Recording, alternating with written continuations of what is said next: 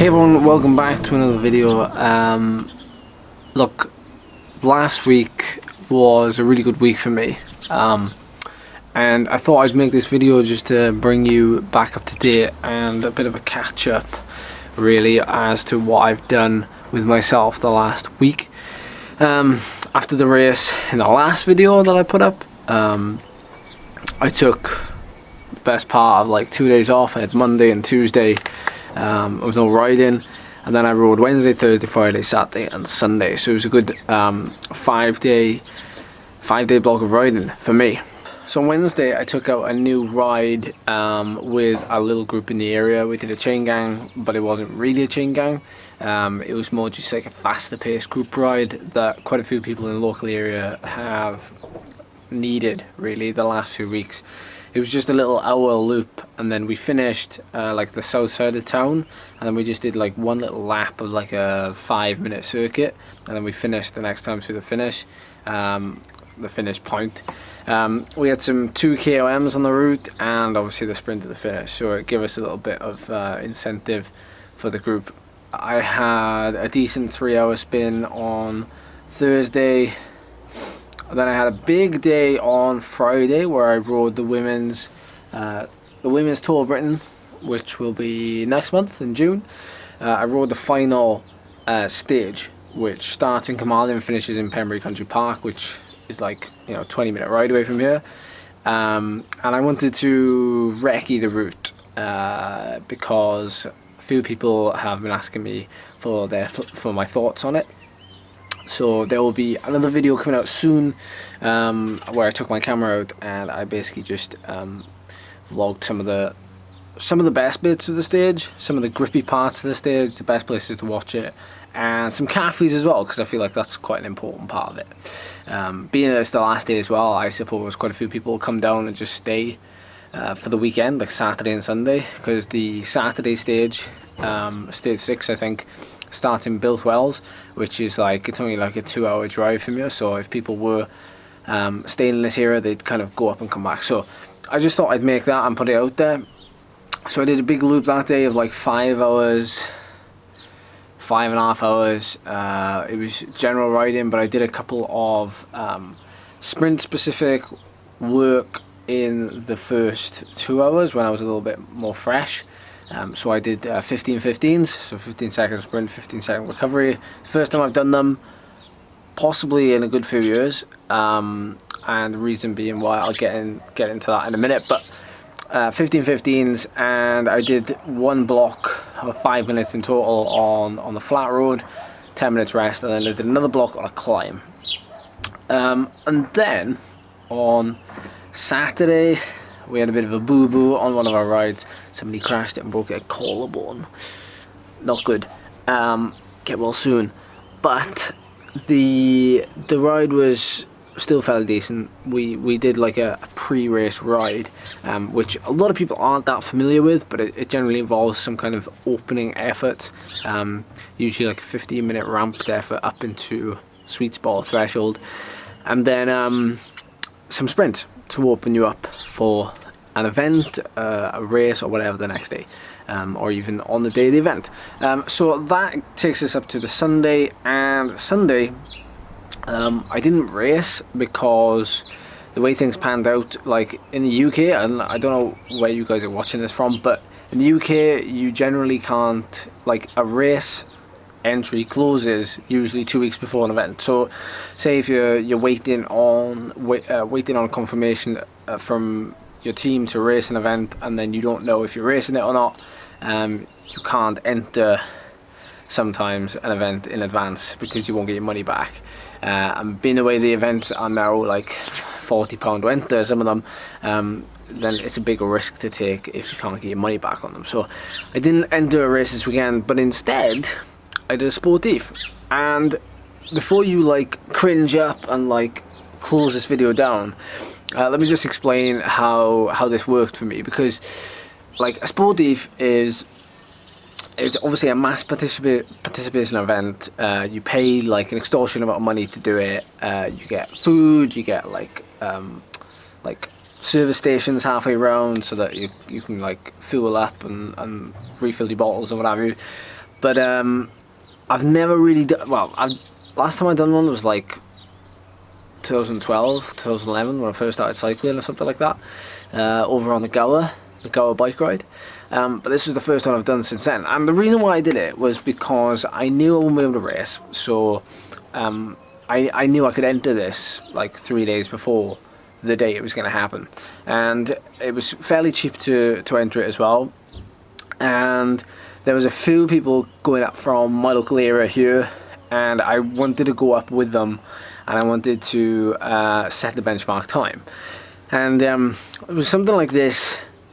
There's a lot to be gained from it, and the reason why I post stuff on Strava, which you'll all see, but I named the event, I titled the event activity well worth riders of all abilities doing events like this, really test your fitness from all angles, #FormFinder.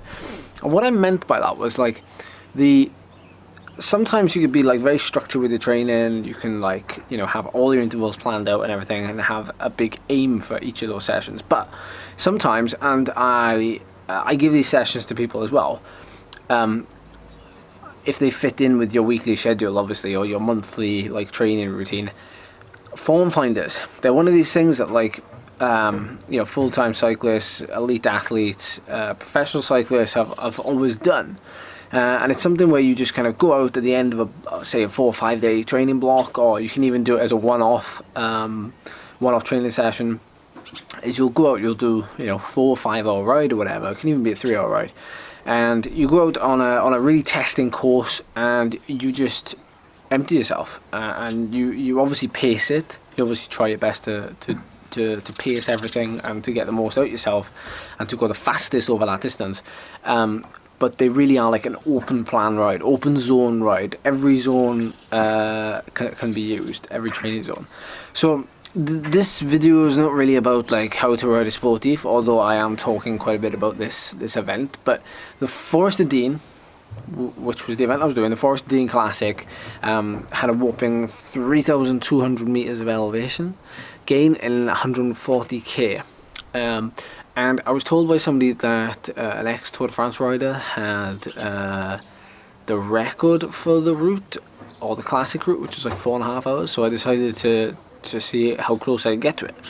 I actually did it in 4 hours 27, which I'm pleased about. But what I'm more pleased about is what I got out of myself. Like, it was such a good training day, and I managed to push myself more than if I was to do it in this local area. And the reason being for that, I think, is because it's on new roads. You're obviously catching people throughout the day, because there's shorter routes as well that kind of link in with the bigger route. So they're kind of popping out the junctions, and then you jump on, you come past them and things. And obviously the feed station, so I didn't have to carry a lot of stuff with me. I could fill up my bottles. I could like really get my nutrition spot on, because I wouldn't have to stop in a petrol station, fill up with water or buy water and stuff. So a lot of this was like, very, very well organised, and shout out to the organisers for doing that. Very well signposted, and a great area. Like, I've never ridden in the Forest of Dean, which is just south of Monmouth, just north of Chepstow, kind of half Wales, half England.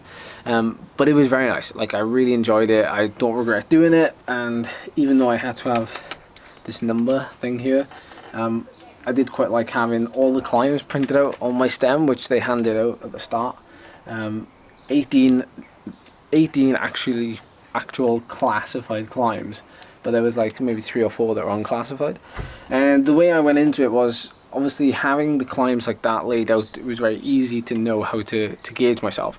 When you have a power meter, it's very, very easy. It's a lot easier than using your heart rate, although if you're in tune with your heart rate, it's just as easy. Because my mate from Binya, who came along and did it as well, his threshold heart rate is like 160, and he just basically rode he did it in 5.5 hours, and he rode the whole day at like kind of between 130 and 140 beats per minute.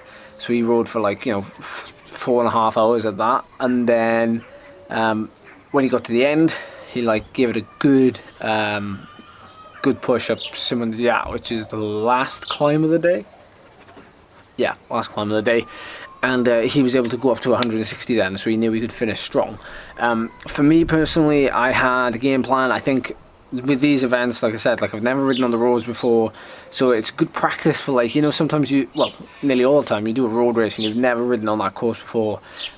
Even when riders do the Tour de France, sometimes they've never ridden on that climb, or they've never ridden that descent or whatever. So it gives you that little bit of practice. That sometimes you tend to like fall into a routine sometimes when you just training at home on your own roads, and sometimes you need that like little extra stimulus to create a benefit on your training and stuff. So for me, I was like, okay, there's loads of climbs obviously, and I love climbs, so I'm going to break down the event. If I want to do 4.5 hours, I have to average this speed, but the speed is irrelevant almost, because I can't just go out and think, right, I'm going to average 32k an hour and I'm just going to have to never let that drop, because that's not how it works. You know, average speed obviously gets like absolutely hammered when you start going up a climb. Some of the climbs are really steep, more so towards the end, but some of the climbs during the middle are very long, like 3 to 5k at just like 4 or 5%. So for me, I was gonna ride the first kind of 2 and a bit hours, so roughly the first like 70k, at no more than 320 watts. This would kind of just be my upper limit of zone 3. And in doing so, my heart rate never got over 155 for the first 3 hours or 3.5 hours.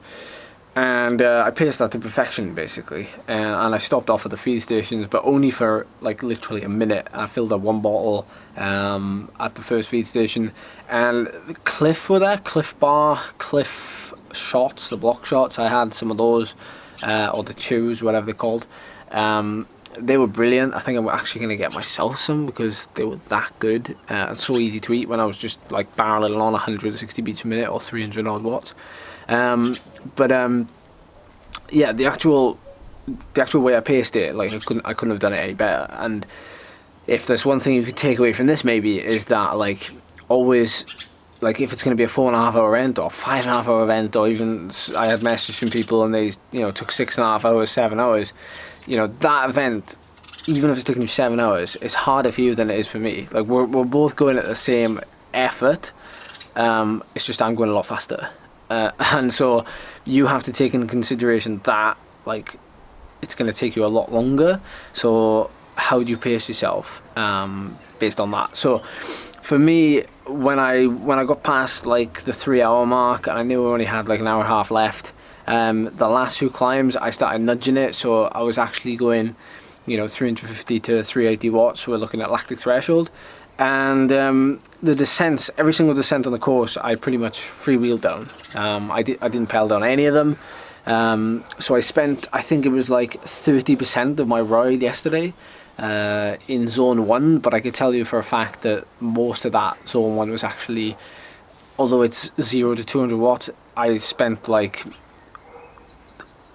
25% of that 30% of zone 1 at like 0 to 50 watts. I was literally freewheeling, making the most of that rest time, because if you're gonna make up the time, you're gonna make up the time on the climbs, obviously, and not so much on the flats, because there wasn't that many flats. But yeah, I had a really good time. It was well run event, and I managed to push on right at the end then to get like, you know, a good training stimulus out of it. So all good. This week, by the way, quickly end this video, we are actually racing. I am actually racing. I'm actually really excited because I'm doing the Redditch Tour Series round on Thursday night, which I haven't done. I did it actually when I was first due on the team, on recon or GLT, which was like 7 years ago, I think. Correct me if I'm wrong. But I'm interested to see like how things have changed, if that makes any sense, since then. So I'm still excited for that. It's got a little bit of a hill in it, and it's something different for me as well, like a crit. And then I think I'm doing the Lincoln Grand Prix, which is Sunday coming. That's obviously got a climb in it, the Michael Gate climb, which is cobbled, but it's still a very, very fun climb, very, very fun race. And then we've got a few other things coming up soon. So we're all kind of, things are picking up now. So everything's positive, we're all good. I hope you enjoyed this video. If you did, please give it a thumbs up, because it really makes me smile when I see like they've given a thumbs up, because I put so much time into like editing, not so much this video but like other videos. I really put a lot of thought into it, so I'd really appreciate like a thumbs up please, and subscribe if you're new here too.